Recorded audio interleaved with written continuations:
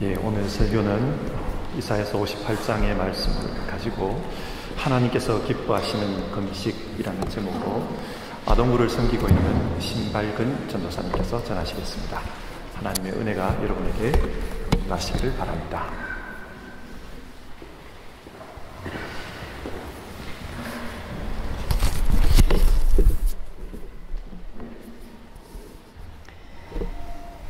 교회력에 따르면 오늘은 사순절 첫 번째 주일입니다.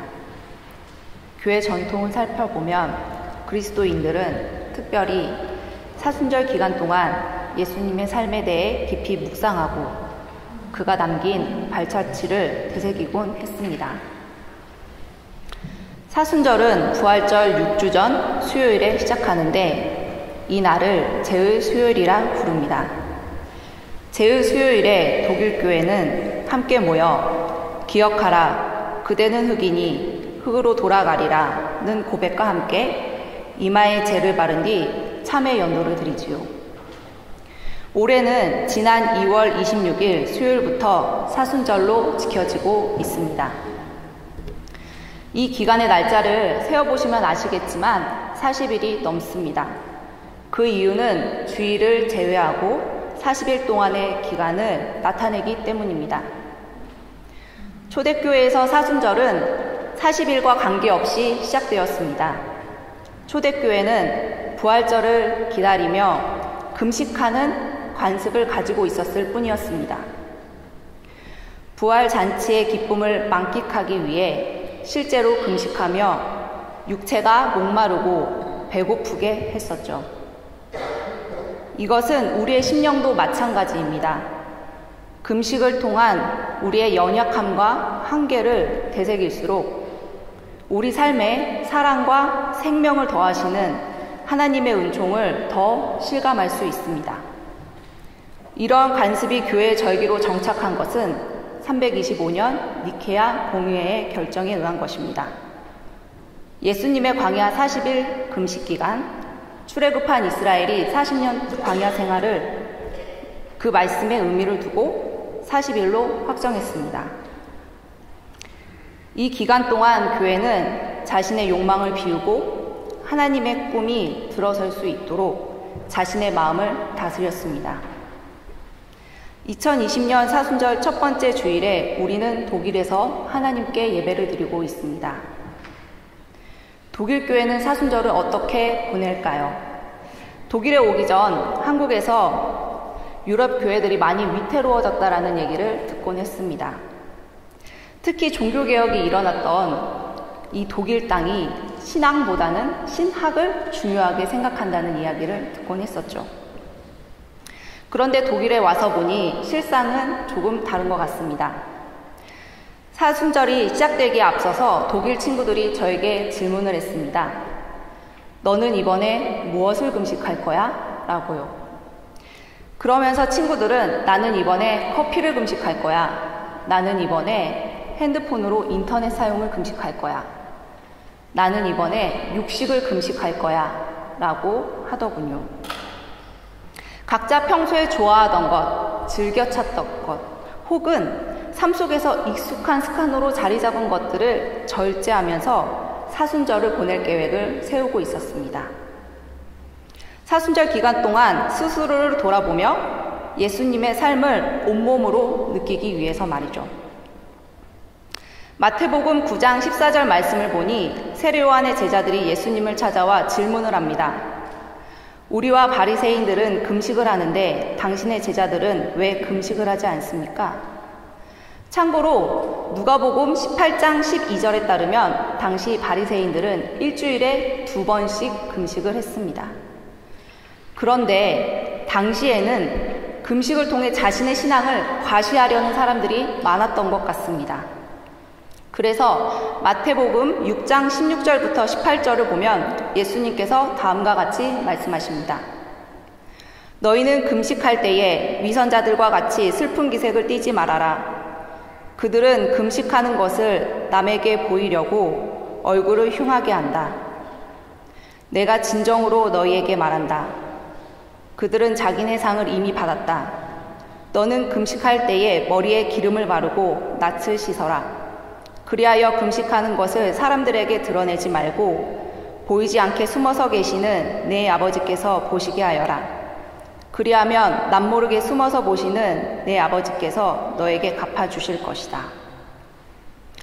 사람들에게 과시하려고 금식을 행했던 사람들은 하나님을 향한 마음에서 금식을 한 것이 아니라 자신의 신앙적 우월감을 나타내기 위해서 금식을 했던 것입니다. 초기 이스라엘 시대부터 바벨론 포로기 이전까지 금식은 경건 생활의 한 부분이었습니다. 야훼 신앙을 갖고 있던 이스라엘 사람들이 자발적으로 참회하고 속죄하며 감사를 표현하는 의식이었습니다. 그러나 포로기 이후에 예루살렘의 멸망을 잊지 않고 기억하기 위해 금식을 제도화시켰습니다. 포로기 이후 이스라엘에는 중요한 금식일이 1년에 4번 있었는데요. 첫 번째는 예루살렘의 함락을 기억하는 날, 두 번째는 예루살렘 성전 파괴를 기억하는 날, 세 번째는 총독 그달리아의 살해를 기억하는 날, 마지막 네 번째는 예루살렘에 대한 첫 번째 공격을 기억하는 날입니다. 안타깝게도 금식이 제도화되면서 이스라엘 백성들은 본래 갖고 있던 경건함을 잃어버리게 되었고 외식과 형식을 중요시하게 되었습니다. 이러한 간습적인 금식에 대해 예수님은 경고하고 계신 겁니다. 하지만 마태복음 9장 15절 말씀에서 볼 수 있듯이 예수님은 금식 자체를 거부하시지 않았습니다.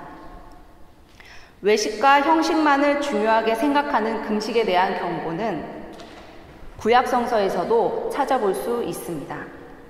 오늘 본문인 이사야서 58장 1절부터 12절까지의 말씀은 거짓 금식과 하나님께서 기뻐하시는 금식에 대해 다루고 있습니다. 이사야서 58장은 예루살렘이 멸망한 이후에 약속된 회복이 지연되고 있는 원인에 대해서 말씀하고 계십니다. 이는 본문의 첫 번째 절을 통해서 분명하게 알 수 있는데요. 즉 이사야서 58장 1절에서 하나님은 이스라엘 백성의 허물과 죄를 선포하라고 예언자 이사야에게 명령하십니다. 다음에 2절부터 4절까지의 말씀은 금식에 대한 논쟁을 다루고 있습니다. 우선 2절에서 하나님을 찾다는 표현은 정적으로 하나님을 믿는 것이 아니라 능동적으로 하나님을 찾으려고 노력하는 모습입니다. 또한 하나님의 길을 알고 하나님과 가까이 하기를 즐거워하는 삶 역시 신앙인으로 올바른 모습을 보여주고 있습니다. 하지만 2절을 자세히 보시면 그들이 마치 공의를 행하고 하나님의 규례를 저버리지 않는 민족이나 되듯이 라고 말씀하고 있습니다. 마치 무엇 하듯이 라는 표현이 나옵니다. 이는 실상은 그렇지 않은데 척하는 것을 의미합니다. 본문은 공의와 하나님의 규례를 행하는 것 마냥 보여주는 위선적인 모습, 즉 척하는 것을 지적하고 있습니다. 여기에서 공의로 번역된 히브리어는 체데크이고 규례로 번역된 히브리어는 미슈파트입니다. 이 두 단어가 본문에서는 다르게 번역이 되었지만 두 단어 모두 정의를 의미합니다. 특히 미슈파트는 공의를 사랑하고 행하시는 하나님의 성품을 보여주기도 합니다. 그들은 형식을 갖추어 하나님께 열심인 것처럼 보이지만 그들의 내면은 그렇지 않음을 지적하고 계신 겁니다. 참된 신앙의 길을 추구하는 것처럼 보였던 그들의 실상은 하나님께서 보시기에 전혀 그렇지 않았습니다. 그들은 속된 말로 신앙인인 척 하고 있었던 것이죠. 금식이 외적인 제의로 형식화되면서 남에게 보여주기 위한 경건 생활로 전락해버린 것입니다. 외식하는 금식을 하고 있음에도 불구하고 3절을 보면 이스라엘 백성들은 금식을 하여도 하나님께서 보지 아니하시고 그 마음을 알아주지 않는다고 불평합니다. 그 불만에 예언자 이사야는 그들의 금식이 어떠했는지 더 신랄하게 고발합니다.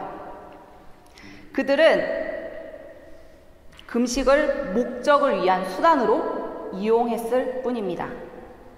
너희 자신의 향락만 찾고 라는 표현은 자신의 일만 추구한다는 것을 의미합니다.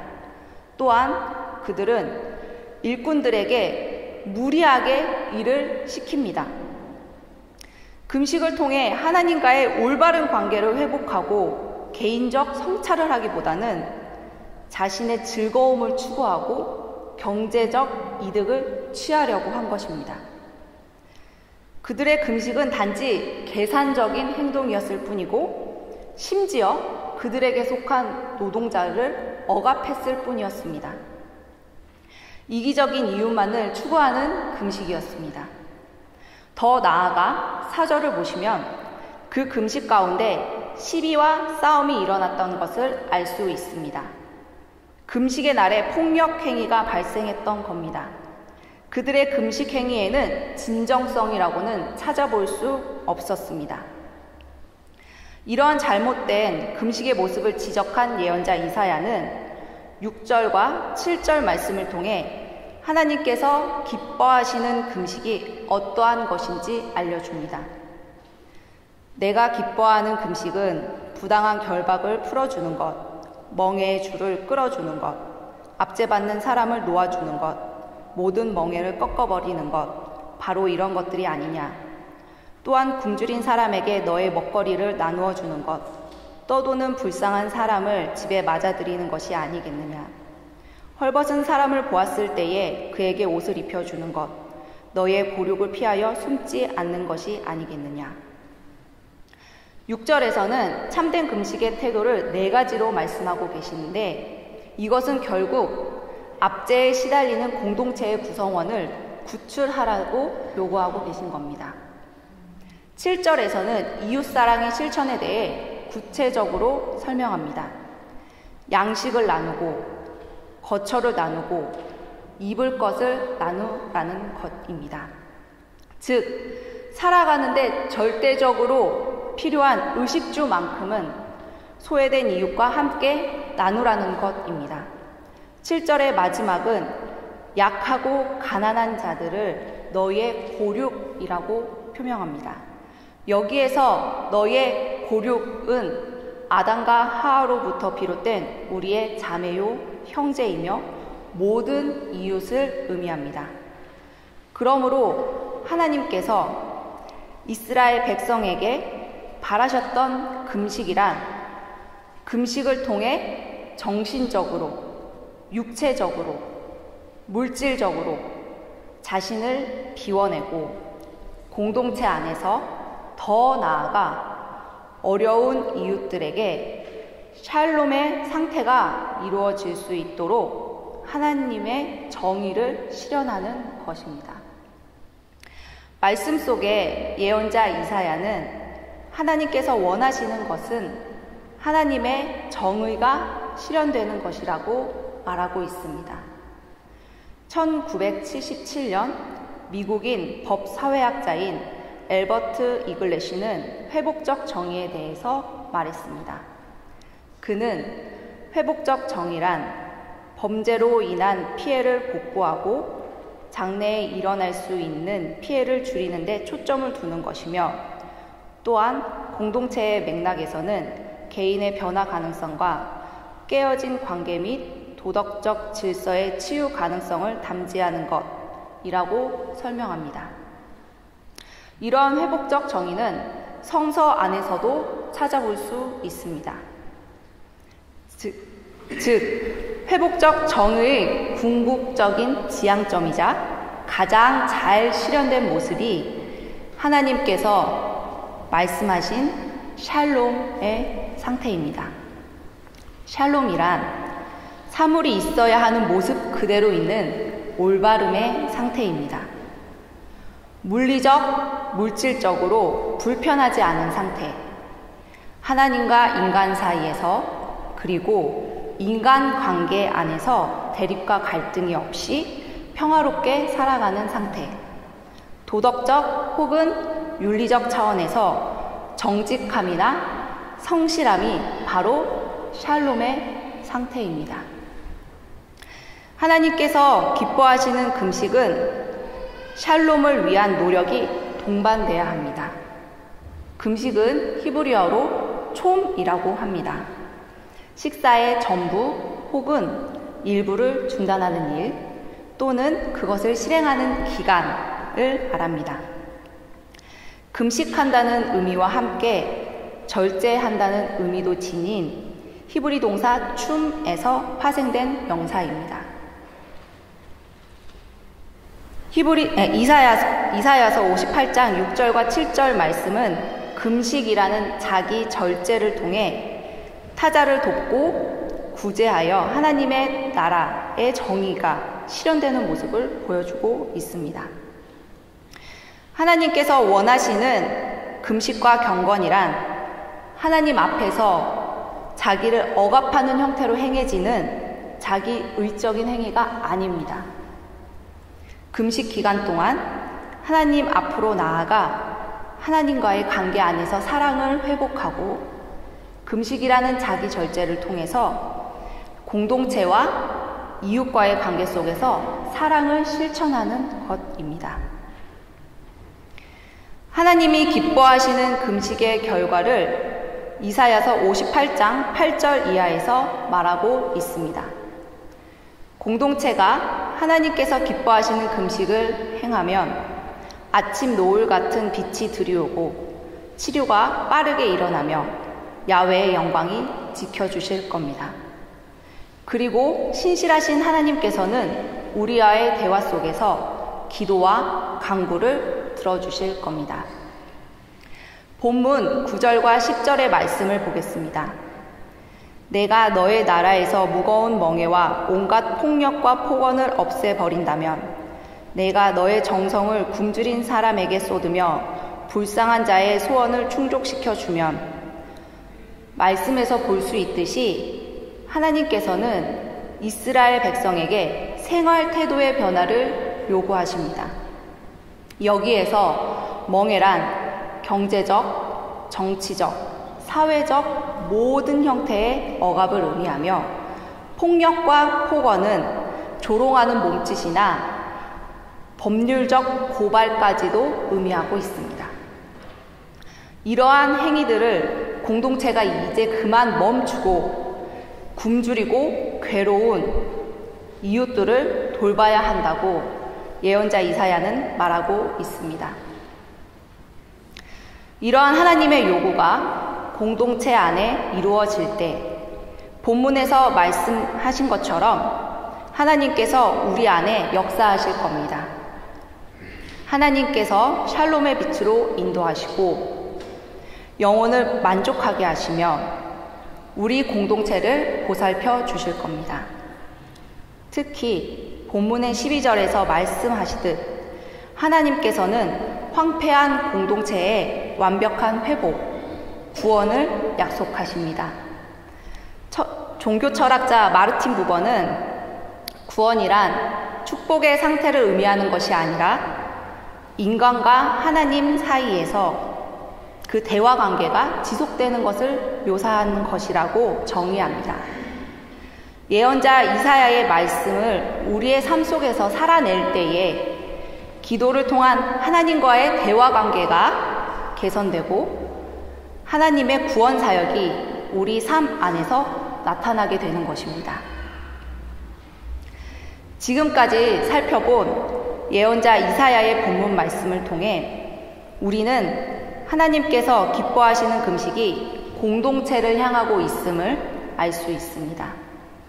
구약 성서를 전체적으로 살펴보면 이스라엘 공동체가 어떤 상황에서 금식했는지 세 가지로 정리할 수 있습니다. 첫째, 계명을 어긴 죄와 하나님께 제사를 드리지 못한 죄를 속죄받기 위해 금식합니다. 금식하는 동안 자신의 잘못을 깊이 회개하는 시간을 가질 수 있기 때문입니다. 이처럼 금식은 범죄한 죄인이 죄를 회개하는 것과 밀접하게 관련되어 있습니다. 둘째, 국가적 재난의 상황에서 하나님의 빠른 개입을 촉구하기 위해 금식합니다.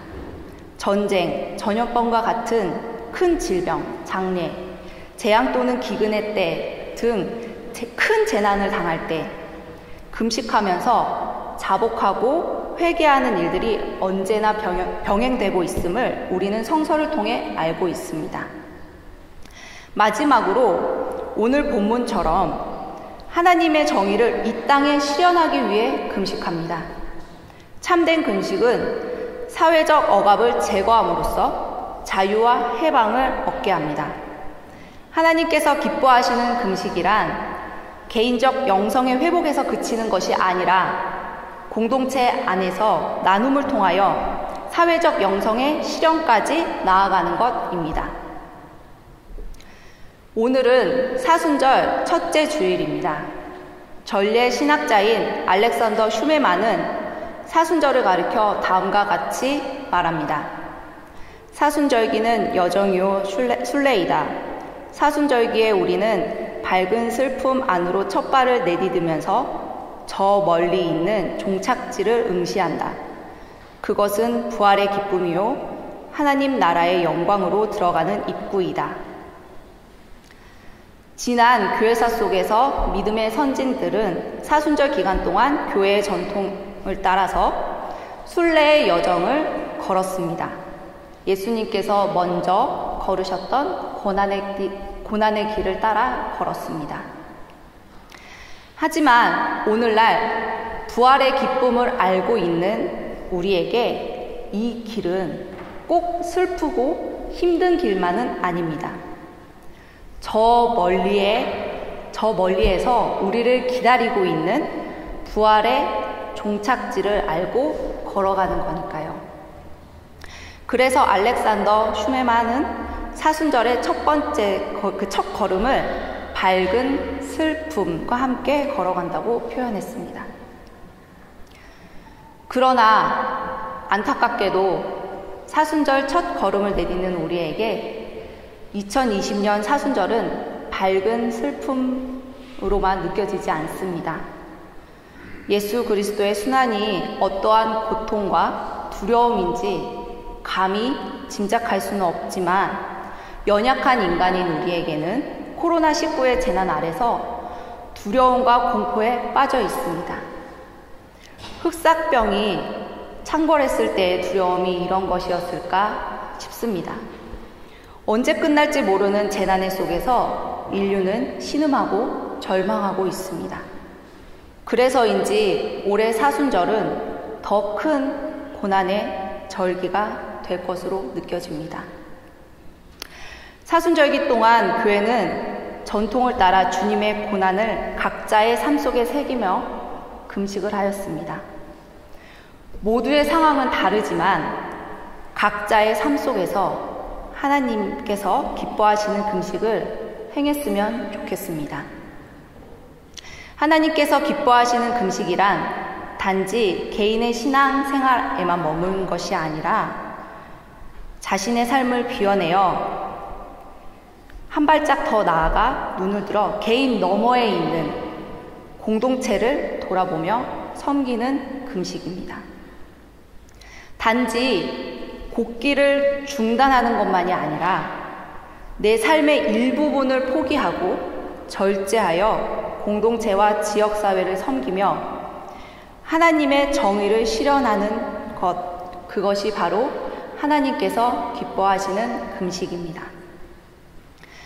특별히 2020년 사순절에 우리는 개인적인 삶의 어려움과 문제들을 그리스도의 십자가 앞에 가지고 나아갈 때 더불어 코로나19로 고통받고 있는 이웃들을 기억했으면 좋겠습니다. 열악한 의료시설 때문에 마스크와 소독제가 없어서 두려움에 떨고 있는 지구촌의 모든 형제 자매들에게 하나님의 위로가 임하고 치료의 빛이 발할 수 있도록 우리 또한 고난의 짐을 함께 나눠줬으면 좋겠습니다. 사순절기에 믿음의 주요 온전케 하시는 예수 그리스도를 바라보며 예수님의 발자취를 따라 함께 걸어가는 소망교회가 되기를 기도하겠습니다. 다 같이 결단의 기도를 드리기 원합니다. 사순절 첫째 주일을 맞이하는 저희가 이 밝은 슬픔이라는 순례의 여정을 걸어가고자 하는데, 그 여정 가운데 그 십자가의 은혜를, 십자가의 사건을 기억하는 우리의 삶이 되기를 원하고, 우리의 개인적인 연성뿐만 아니라 더 나아가 공동체, 이웃과 함께하는 여정의 길이 되기를 기도하시겠습니다.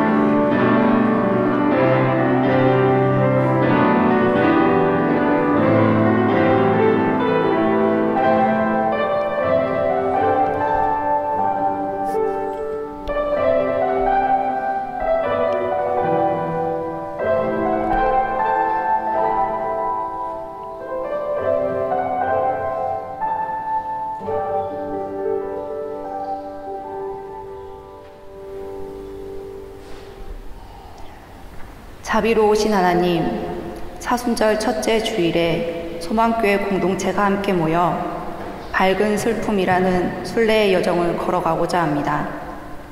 여정의 출발점에 서서 보니 아직은 이 길의 끝이 보이지 않아 예수 그리스도와 걸어가는 이 길이 두렵기도 합니다.